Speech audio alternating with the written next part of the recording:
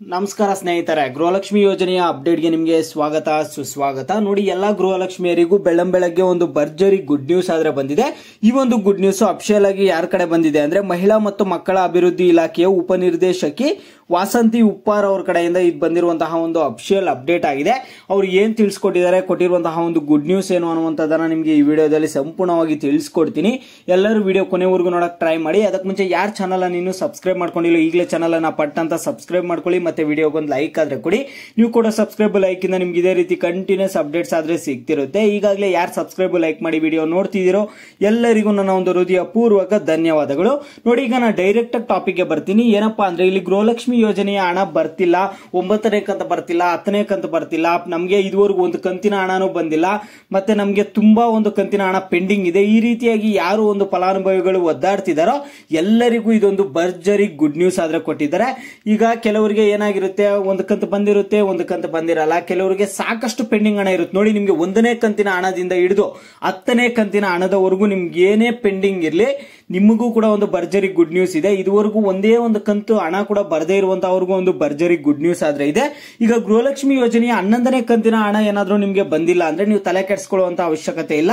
ಯಾಕಂದ್ರೆ ಗೃಹಲಕ್ಷ್ಮಿ ಯೋಜನೆಯ 11ನೇ ಕಂತಿನ ಹಣ ಕರ್ನಾಟಕದಲ್ಲಿ ಯಾವ ಒಂದು ಫಲಾನುಭವಿಗಳಿಗೂ ಬಂದಿಲ್ಲ. ಗೃಹಲಕ್ಷ್ಮಿ ಯೋಜನೆ ಯಾವ ಫಲಾನುಭವಿಗಳಿಗೂ ಕೂಡ ಹಣ ಆದ್ರೆ ಬಂದಿಲ್ಲ 11ನೇ ಕಂತಿನ ಹಣ. ಇದ್ರ ಬಗ್ಗೆ ನೀವು ತಲೆ ಕೆಡಿಸ್ಕೋಬೇಡಿ.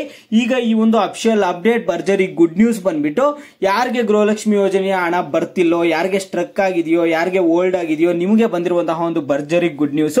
ಇಲ್ಲಿ ಅವ್ರು ಏನ್ ಹೇಳಿದ್ದಾರೆ ಅಂತ ನಿಮ್ಗೆ ಇಲ್ಲಿ ತಿಳಿಸ್ಕೊಡ್ತಿದ್ದೀನಿ. ನೋಡಿ, ಗೃಹಲಕ್ಷ್ಮಿ ಯೋಜನೆ ಅಡಿಯಲ್ಲಿ ಅರ್ಜಿ ಸಲ್ಲಿಸಿ ಇದುವರೆಗೂ ಸಹಾಯಧನ ಪಾವತಿ ಆಗದೇ ಇದ್ದಲ್ಲಿ ಸಂಬಂಧಪಟ್ಟ ಫಲಾನುಭವಿಗಳು ಆಯಾ ತಾಲೂಕಿನ ಶಿಶು ಅಭಿವೃದ್ಧಿ ಯೋಜನಾಧಿಕಾರಿಗಳ ಕಚೇರಿಗೆ ತೆರಳಿ ಸಮಸ್ಯೆಗಳನ್ನು ಬಗೆಹರಿಸಿಕೊಳ್ಳಲು ಹಾಗೂ ಕಾರಣಾಂತರಗಳಿಂದ ಗೃಹಲಕ್ಷ್ಮಿ ಯೋಜನೆಗೆ ನೋಂದಣಿ ಮಾಡಿಕೊಳ್ಳದೇ ಇರುವ ಫಲಾನುಭವಿಗಳು ಗ್ರಾಮ 1 ಸೇವಾ ಮತ್ತು ಸೇವಾ ಸಿಂಧು ಕೇಂದ್ರಗಳಿಗೆ ನೋಂದಾಯಿಸಿಕೊಳ್ಳಬೇಕು. ಗ್ರಾಮ 1 ಮತ್ತೆ ಸೇವಾ ಸಿಂಧು. ಇಲ್ಲಿ ಅವ್ರು ಏನ್ ಹೇಳ್ತಿದ್ದಾರೆ ಅಂದ್ರೆ, ಯಾರಿಗೆ ಗೃಹಲಕ್ಷ್ಮಿ ಯೋಜನೆಯ ಹಣ ಇದುವರೆಗೂ ಹಣನೇ ಜಮಾ ಆಗಿಲ್ಲ, ನಿಮ್ದೇನಾದ್ರು ಸಮಸ್ಯೆಗಳಾಗಿ ಜಮಾ ಆಗದೆ ಇರುವಂತವ್ರು, ಮತ್ತೆ ನಿಮ್ಗೇನಾದ್ರು ಹಣ ಸ್ಟ್ರಕ್ ಆಗಿರುವಂತವ್ರು, ನೀವೇನ್ ಮಾಡ್ಬೇಕಾಗುತ್ತಂದ್ರೆ ಎಲ್ಲಾ ತಾಲೂಕಿನಲ್ಲೂ ನೋಡಿ, ಇದನ್ನ ನೆನ್ಪಿಟ್ಕೊಳ್ಳಿ, ಶಿಶು ಅಭಿವೃದ್ಧಿ ಯೋಜನಾಧಿಕಾರಿಗಳ ಕಚೇರಿಗೆ, ಇಲ್ಲಿ ಶಿಶು ಅಭಿವೃದ್ಧಿ ಯೋಜನಾಧಿಕಾರಿಗಳ ಕಚೇರಿ ಇರುತ್ತೆ.